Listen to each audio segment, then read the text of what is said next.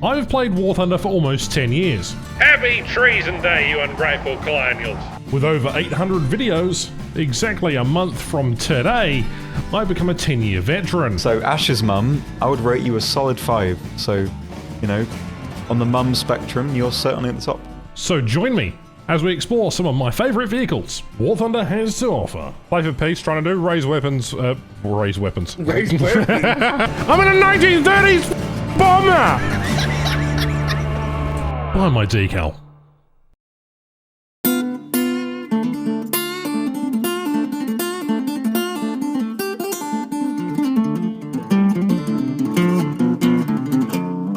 G'day, I'm Ash, and I do apologise for the lack of videos recently. I have come down with bronchitis, and as a such, I am basically spewing up blood, guts, everything. That's not very nice, and coughing heaps, so I do apologise. Anyway, we're back at the saddle for at least one video today. We'll do another in a couple of days' time. We're taking a look at WarThunder's oddities as I celebrate my almost 10-year anniversary of playing WarThunder. Well, the HM51 B-2/H is a remarkable vehicle because it's a hydroplane, but in the form of a biplane, so it's quite unique and a quite lovable machine. Little rank 1.0 essentially was given out as a part of well, it was in the open beta test prior to 1.27, and it was a reward for 2014 as WarThunder's birthday, and available again for the 2015 Day of German Unity, as well as reintroduced in April 2019, being in the Warbone shop. And it was also the feature of 10 rare vehicles during WarThunder's 10th anniversary in 2022. Essentially, you get 2 machine guns, MG17s with 1,000 rounds, so there's 500 between them, and you can mount these bombs seen on screen. And really, that's all there is to mention. Aside from the fact that this is a slightly slower vehicle, it used to have a bomber spawn, it doesn't anymore. It's still a fun vehicle. It does suffer a little bit, but generally speaking, it is a very fun and, you know, one of the better aircraft that I have enjoyed over the years. In fact, one of my earliest videos is taking this thing for a spin and just having a bunch of fun in WarThunder with it. So yeah, early memories, a lot of things that I, you know, let's get into some gameplay. Right, so, what else do we know about this machine? Well, I can't aim for shit, so expect it to be a skill issue. But this thing rolls like a bus that is filled with school children on the way to a fair. It's incredibly fat, and I'm trying to struggle with the rudder / the elevator there. I would have got hits on that I-15, but she's fat. So we're going to loop around and we're going to try again. We get a couple of good hits on this I-15, and then we run into, well, I can't aim. Spin back around again and go for the P-26A instead. Well, not anymore. Continue after our I-15, and he plants into the ground. Interesting stuff. This thing got combat flaps, it's got takeoff flaps and landing flaps. It does have a, well, it has a landing gear. It's not really a arrestor gear. The floats themselves are individually modelled, and they've got a really unique damage model, but goodbye, mate. P-36A is now unconscious. And lastly, we're going to see what these floats can do. So I've run out of ammo. Okay, well, my propeller hit him, but the same effect. Aside from the fact that he died. And I crashed. We're going to showcase what happens when you're at a low altitude and there are enemy fighters around you. This match has been going on for about 2 minutes. I sort of climbed off the side chasing after a bomber, and when I came back around to turn around, nobody was around me. There was an F3F, another aircraft up above me, and, well, I'm completely utterly screwed. There's only so much you can do when you're fighting, you know, monoplane vehicles, even though you are yourself in a biplane. It should be fairly manoeuvrable. When I don't have a lot of speed and I'm trying to outmaneuver 3 aircraft, well, what you got is basically a recipe for disaster here. There is no survivability. The structural gear can withstand 500 kilometers worth of speed, although your wings are more likely to rip. And once you get your floats ripped off and the engine cut, well, it's not much lighter either. For some reason, the aircraft's even heavier with those floats. Anyway, that was the second game. Moving on, we're trying to hit this F3F. Come on, get a critical hit. Already used about 500 rounds on that one F3F alone. Pull back around and almost hit the ground here with chasing this F3F. What a fantastic vehicle that one is. Anyway, pilot sniper on him, we're now pulled back around. There is another F3F on our 6. I don't know, these things are everywhere. And with the changes to reserve vehicles coming up soon, it'd be nice to see this thing go up in BR. Anyhow, a more versatile, high-performing, better-armed vehicle, and we're going to try and take him from the top. No, we're going to fail. That's what we're going to do. We're going to fly directly in front of him as a bit of a cheeky maneuver. He tries to fire on me.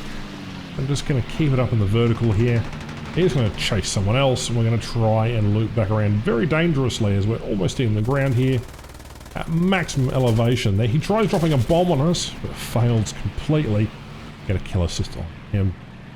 The machine guns on this thing, and the roll rate, particularly the roll rate, is really good. The turn time of the thing is just fantastic. Although the elevator / rudder authority isn't exactly the best. TAC runs 190 meters. You get away with upgraded at a rate of climb of 17.2 meters a second. And, well, that poor F3F there, it just got pilot sniped while I'm using stealth at about 400 meters. Max altitude is 6,500, and again, it used to spawn on a bomber spawn point, and when this thing did, it was an utterly dominating vehicle. P-36 is coming in for a bit of a tickle. There is a 109 also trying to take control of the situation here.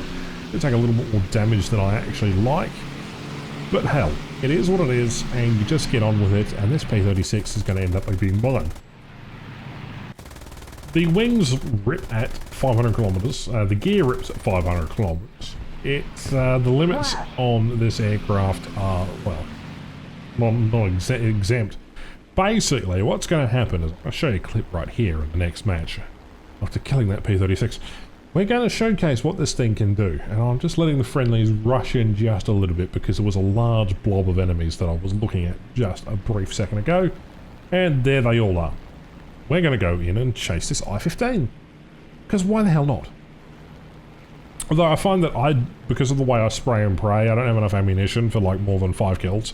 I have gotten aces in this thing in the past. It's just one of those aircraft that at the moment you spawn above the airfield, rather than back at the 4,000 meters where it was practically a bomber hunter / fighter interceptor. Anyway, those are the long gone days you can see me just spraying and praying here. Nearly hitting the I-15, but colliding completely with the CR-714 and just losing all hope.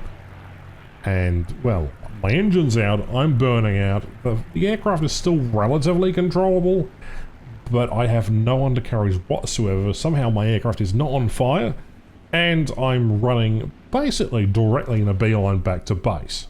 Now, is it uncommon for you to sort of make it back to base? Well, this thing was virtually flying on fumes. The fact is, in reality, it wouldn't probably have made it this far, and instead would have just ended up by crash landing. The fact that I was able to make it back to base in time and land perfectly and act like nothing ever happened was a testament to how I was absolutely going to destroy this match and get an ace and basically blast everybody out of the sky. And you know what happened? The first time we got back up in the air, flew around, we looked at the couple of bombers and the D3A1 that was also coming this way, and we forgot one crucial thing. He's basically rolled over for a reason. He's about to drop a very big bomb. You're a fucking idiot, Ash. And that is the story of the HE-51 with floats. One of my favourite machines in the game. In fact, it's probably easily the top 5. Managed to shoot that guy down, but that was it. And there you go. I hope you enjoyed. So in all, a very, very fascinating vehicle. I really love float planes and seaplanes. They are my favourite type of aircraft in the world. And I'm not really someone who likes boats particularly effectively. So if you can manage to combine boat with airplane, you're almost tipping into extremes where I think you're trying to play tricks on me. And this thing is incredibly fun when you lose the floats, when you land somewhere where you're not supposed to. You can land in lakes, rivers, you can go have a bunch of fun, land in the sea, just wherever. It's a different kind of a gameplay experience, and I highly recommend it if you have able to get access to this vehicle at some point. Otherwise, it's just a meaningless HE-51 that does a mediocre top speed of about 300 and really serves no other purpose other than being a collector's item. But hey, that's what we're showcasing in this series, so chuck me a like, chuck me a comment, all that other good stuff. Thank you very much for watching today's video, and I'll see you in the next one soon. Once I get over this bloody stupid bronchitis. Catch you next one. Bye-bye.